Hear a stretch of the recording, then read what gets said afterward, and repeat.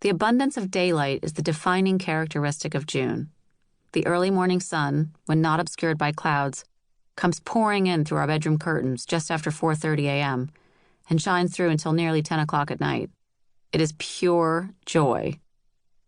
When we first moved here, I had to have the children's curtains relined with blackout fabric so that they could fall asleep on school nights when the sun was still high enough in the sky to brighten their rooms. On weekends, and even more so once the school year is finished, our whole schedule shifts to later in the day. We often get so caught up in what we're doing in the garden or the stable yard that we don't get around to cooking dinner till 9 p.m. When we're lucky, on a clear night, we can eat outside under the twinkling lights hung along the outside of the cottage. The kids hit a cricket ball around the yard with Christopher, and I have another glass of rosé while chatting with my mother-in-law, Caroline, the matriarch of the Brooks family.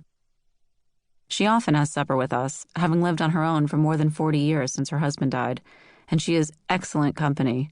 Charming, witty, extremely knowledgeable on countless subjects, and the least judgmental person I think I've ever met. Those warm evenings are some of the best moments of the year on our farm, and I've come to value them as they aren't exactly typical of an English summer. Equally likely is that it's too chilly or wet to eat outside even once in the whole month of June. With the extra sunlight in the day, we get a lot more done in the garden in June. I fill in the herb beds with annuals like flat-leaf parsley and cilantro, and there are plenty of flowers to cut. Allium, sage blossoms, and honeysuckle are my favorites, to brighten up the house on the inside. I'm also consumed by elderflower in June.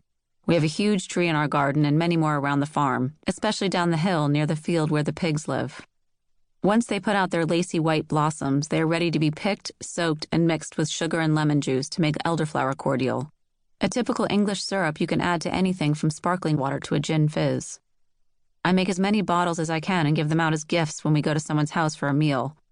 I guess it's kind of odd that as the American girl from the big city, I'm giving out a very amateur version of a typically English recipe to typically English people, but so be it. I enjoy it. In the garden, Christopher and I have pretty gender-stereotypical roles.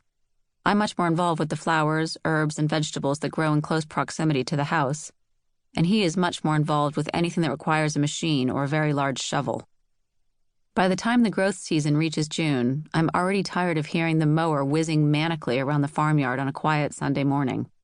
If we were paying a gardener to do the job, it would happen during the week when the racket wouldn't so obviously disrupt the peace. But mowing is arguably Christopher's greatest passion. He does it all himself. Not just our own lawns around the house, but also the orchard and the verges throughout the entire farmyard. Once the mowing is done, the strimmer comes out to tidy the edges along the garden beds and stone walls. I really am so grateful for all this free maintenance. Anything involving order makes me very happy. But the strimmer's even louder than the actual mower. And sometimes I just get fed up and have to ask him to do it while we are out riding or doing errands. Anything involving a chainsaw is also a favorite task of Christopher's, except that twice now he's accidentally exposed an active bird's nest while cutting back the hedges, and both times the mother bird was so freaked out by the exposure that she abandoned the nest, which is heartbreaking, especially for Christopher, as he loves birds. So we now do our best to check the hedges before Christopher gets in there to hack away. As you can probably tell, a good dose of drama precedes the bucolic country moments I first mentioned.